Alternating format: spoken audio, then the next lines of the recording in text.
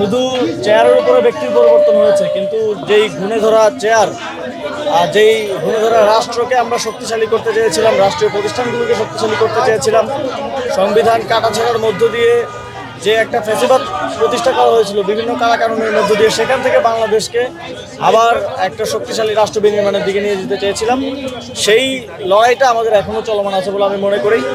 আমরা গণভোটে জনগণ জুলাই সনদের পক্ষে ভোট দিল, গণভোটের রায় বাস্তবায়ন করা হলো না, এবং বিচারের বিষয়ে আমরা খুব ভালো অগ্রগতি এখন পর্যন্ত দেখছি না। তো এই জায়গাগুলো নিয়ে জনগণের মধ্যে হতাশা আছে, আমাদের নিজেদের মধ্যেও ফ্রাস্ট্রেশন আছে, কিন্তু তারপরে আমার মনে হয় আমরা অনেক ধাপ গণতান্ত্রিক লড়াইয়ের ক্ষেত্রে এই জুলাই গণঅভ্যুত্থানের মধ্য দিয়ে এগিয়ে গিয়েছি।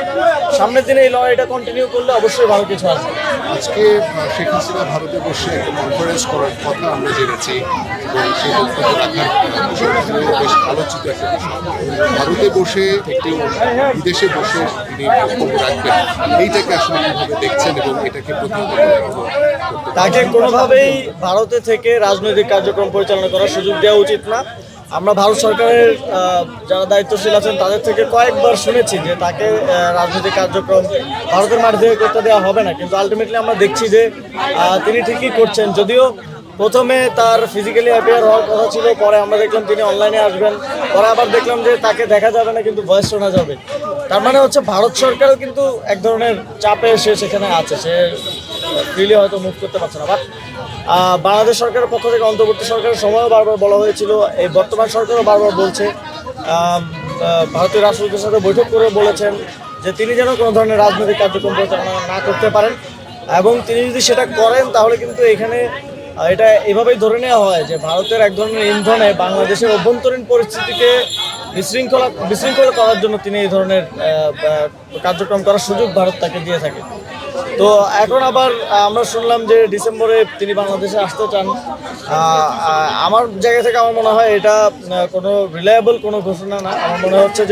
আমাদের মনে হয়েছে যে প্রধানমন্ত্রীর চীন সফরকে কেন্দ্র করে সরকারকে এক ধরনের বার্তা দেওয়ার চেষ্টা করা হয়েছে, এটা ভারত সরকারের যোগসাজশে, এবং একই সাথে শেখ হাসিনাকে সম্ভবত ভারত আর রাখতে চাচ্ছে না, কারণ তাকে রাখার মধ্যে আর কোনো কূটনৈতিক পাওয়া না পাওয়ার বিষয় নাই। এবং আমরা এটাও শুনেছি যে তারা পৃথিবীর আরও বিভিন্ন দেশে যাওয়ার চেষ্টা করছে, কিন্তু আমার মনে হয় না কোনো দেশই সেভাবে তাকে সেই সুযোগটা দেবে, কারণ আপনারা জানেন তিনি ফাঁসির আসামি বাংলাদেশে, এবং প্রায় 1400 মানুষকে হত্যা করার অভিযোগ তার বিরুদ্ধে আছে, সেটা আইসিটি ট্রাইব্যুনালে নিষ্পত্তি হয়েছে। তো সেই জায়গা থেকে আমাদের আহ্বান থাকবে এই 5ই আগস্টে ভারত সরকার শেখ হাসিনাকে বন্দি বিনিময় চুক্তির অংশ হিসেবে বাংলাদেশের কাছে হস্তান্তর করবে, এবং তার ব্যাপারে আদালত যে রায় দিয়েছে সেই রায় দ্রুত বাস্তবায়ন করবে। ধন্যবাদ।